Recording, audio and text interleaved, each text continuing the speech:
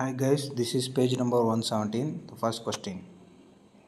What is the drawback of delta P control?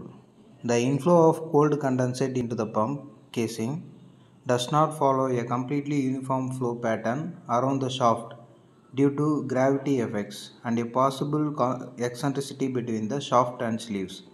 This gives rise to a temperature gradient within the shaft from top to bottom with a consequential distortion of the rotor in this area. The added effect of cold water flow into the lower cavities of the pump casing enhances the stator distortion. Question. What is the drawback of delta T control? Answer. This control system is more complicated than delta P control system. The outward bound flow mixtures does not follow an absolutely uniform flow pattern around the rotor with the effect that it enhances some rotor distortion. Question. How does turning of the rotor prevent distortion of the pump shafting arising from the thermosiphon effect? Answer.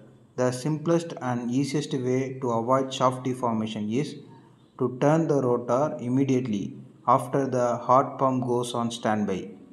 However, the turning speed must be high enough to ensure an oil film in the journal bearings. Typical speed is 25 to 50 rpm. If the turning speed is too low, the bearing must be provided with a hydraulic jacking device. At low rotational speed, say about 40 rpm for a maximum size pump, the water circulation becomes too insufficient to prevent satisfaction of the water in the pump. Question. What is imperative when such a boiler feed water pump trips? Answer. The bearing gear, turning gear must be automatically engaged, means locked, on pump rundown without allowing the pump ever to come a standstill. Question. What is the advantages of this system? Answer. For a turbo driven pump, in most cases no additional equipment is necessary. This is because the turbine usually comes fitted with a bearing gear to avoid the risk of rotor distortion. Therefore, the pump can be driven together with the turbine at no additional cost. Question. What are the disadvantages of bearing gear mechanism? Answer. Bearing gear turns the rotor at low RPM and this solves only the problem of shaft distortion, which is however just one of several thermosiphonic problems. 2. Where a pump is not turbo driven, an additional gear must be installed. This is costly. 3. Depending on the driven system, turning of rotor is not always easy to achieve. Question.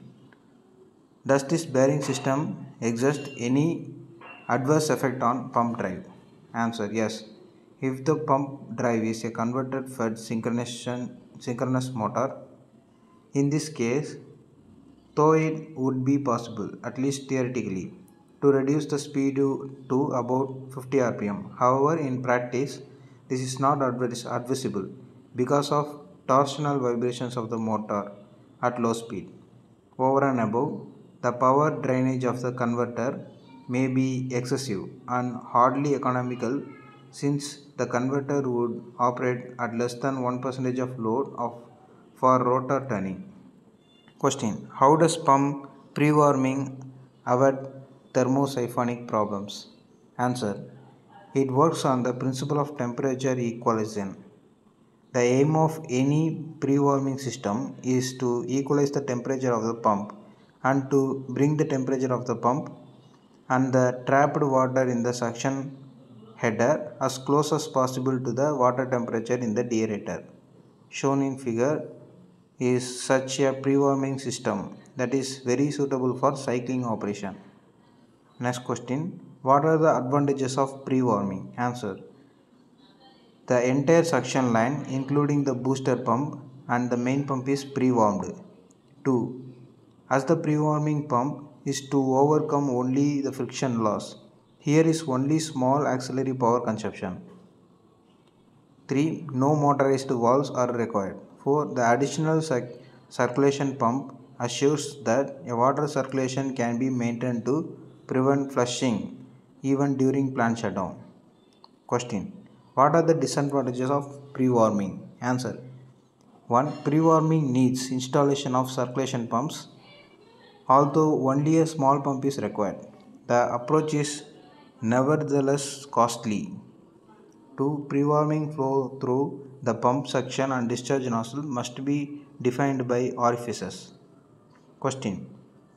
Why is the FD fan installed before the air preheater and not after? Answer. This reduces the volume of air handled by the FD fan. The volume of air increases considerably after the air preheater. Question. The size of the ID fan is always larger than the FD fan. Why? Answer. ID fan is handle a flue gas with higher specific volume than the fluid handled by FD fan. Greater the specific volume of the gas handled, larger will be the size of the fan. Repeating, greater specific volume of the gas handled, larger will be the size of the fan. Answer. Why are the FD fan installed with impellers having blades inclined backwards? Answer. Backward curved blades endow the fan with greatest efficiency. Air handled by FD fan is clean, means free from grit, soot, etc., which might otherwise impair the performance of an FD fan fitted with backward curved blades. Question. The efficiency of the backward curved blades is higher than forward curved blades. Why? Answer. The former offer minimum resistance to the rotation of the impeller. Answer. Why are the backward curved blades with radial tips used in ID fans? Answer. ID fans handle flue gas containing soot and grit. The radial tips make the wheel self-cleaning and prevent dust from clogging the blades. Question. Economizer are so designed that the water temperature is not raised within 30 degrees Celsius of the boiler temperature. Why? Answer. This is to avoid water hammer due to sudden condensation of pockets of steam. Repeating, economizers are so designed that the water temperature is not raised within 30 degrees Celsius of the boiler temperature.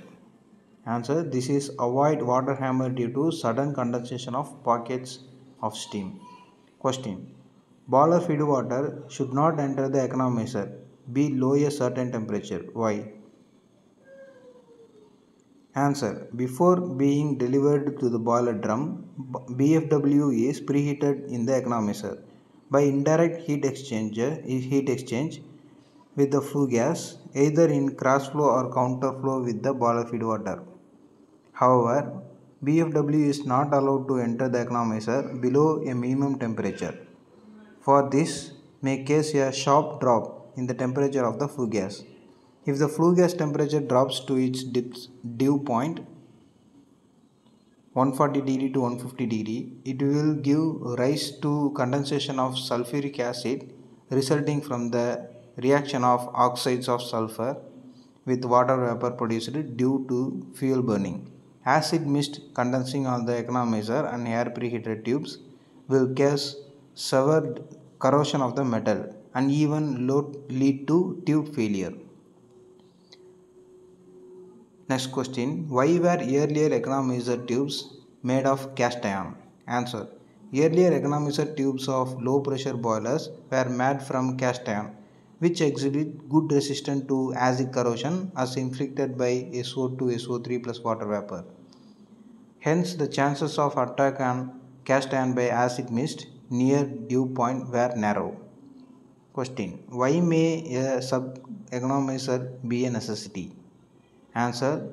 The one economizer may be bypassed for dislugging blowdown without putting the boiler off operation. Question. Why are the fins used all over the economizer tubes? Answer. A bare tube economizer is beset with the disadvantages that there are always some dead spaces behind the tube in gas flow direction. To avoid this problem, fins are planted. Due to increased surface area, overall heat transfer increased. Finned economizer tubes are called Guild tubes. Question: what should be the ideal design of an economizer? Answer: flue gas will pass vertically downwards in counter current flow, with the boiler feed water moving upward for highest thermal efficiency. Question: what kind of heat exchanger is the superheater? Answer: it is surface heat exchanger. Thank you. We will see the diagram on next questions further. Thank you.